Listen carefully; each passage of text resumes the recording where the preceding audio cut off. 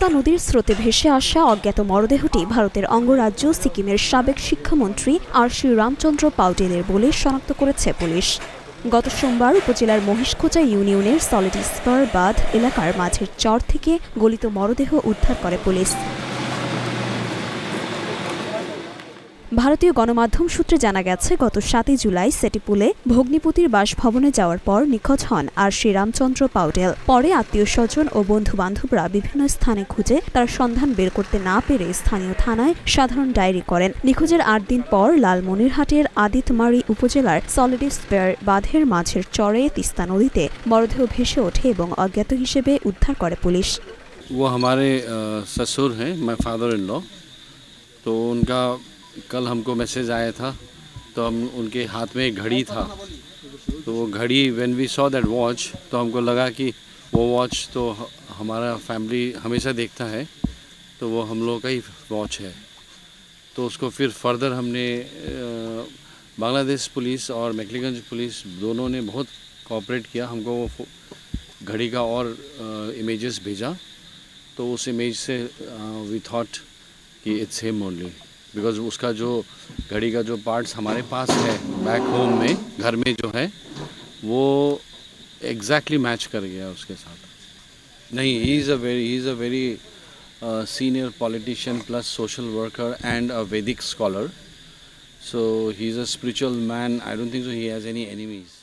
মরদেহের হাতে একটি ঘড়ি থাকলেও পরনে কোনো পোশাক ছিল না, রশি দিয়ে হাত বাঁধা ছিল। তবে দীর্ঘদিন পানিতে থাকায় মরদেহে পচন ধরায় পরিচয় শনাক্ত করতে পারছিল না কেউ। পরে হাতঘড়ি ও প্রযুক্তি ব্যবহার করে মরদেহের পরিচয় খুঁজে পেতে সক্ষম হয় পুলিশ।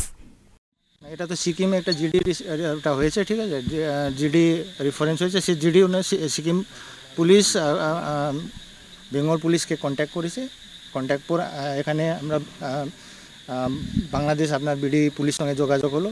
এখান থেকে একটা বডি পাওয়া গেছিল। সে বডির যেভাবে আইডেন্টিফাই হয়েছে সেটা অ্যাকচুয়ালি একটা ঘড়ি ছিল। সে ঘড়িটাই মেন আইডেন্টিফিকেশনের জন্য একটা চিহ্ন ছিল, ওটাই নিয়ে ওনারা আইডেন্টিফাই করেছে।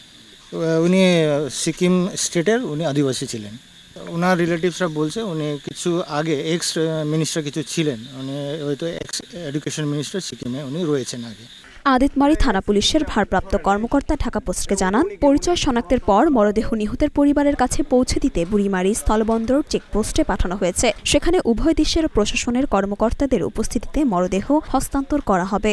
এই তাৎক্ষণিকভাবে আমরা আইডেন্টিফাই করতে পারছিলাম না যে এই ডেড বডি কার, যার জন্য আমরা ছবি তুলে বিভিন্ন মাধ্যমে আমাদের ইন্টারনাল এবং সামাজিক যোগাযোগ মাধ্যমে আমরা ছড়িয়ে দেই।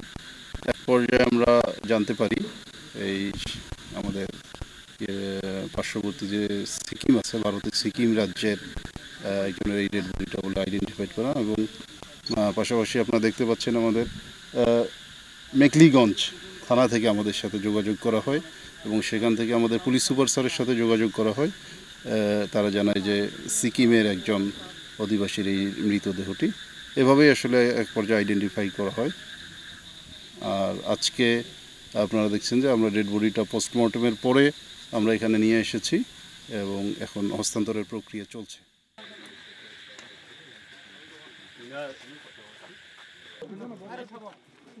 মরিয়ম মিম, ঢাকা পোস্ট।